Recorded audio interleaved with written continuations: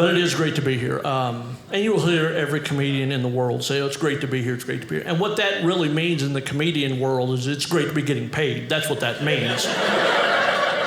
You know, I'm not trying to destroy the illusion of comedy for anybody, but if we were doing this across the street in the pharmacy, it'd be great to be there. I mean, that's just kind of the way things work.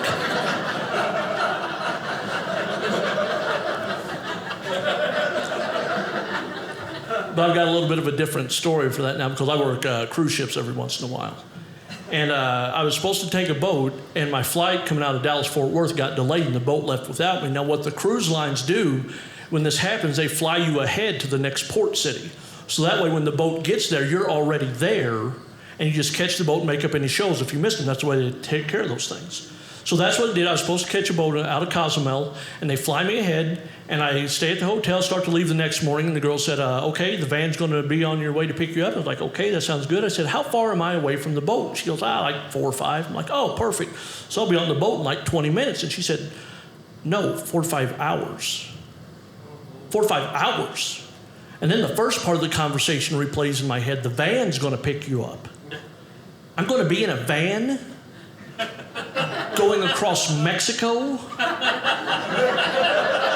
for 4 to 5 hours? I've seen Forensic Files. I know how some of these stories start off, So the van comes and picks me up and we leave. Super nice guy, but he looked at me and said, do you talk the Spanish? No.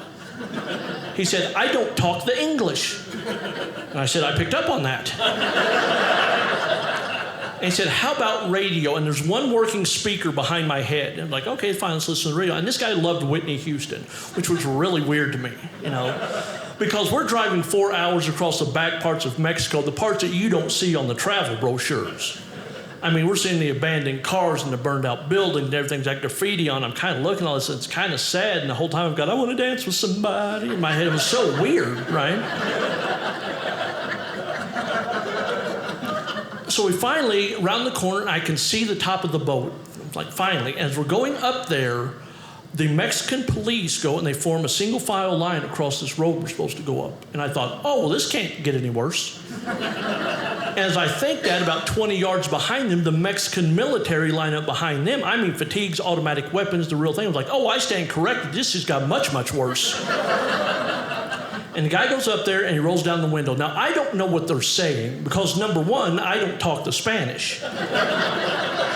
And number two, I can't hear him anyway because I Will Always Love You blasting at 8,000 decibels in my head. So he goes up there, he makes this little horseshoe turn, and turns around and looks at me and goes, you must get out. And I said, well, how am I supposed to get to the boat? And he said, walk. And I said, is everything okay? And he said, no.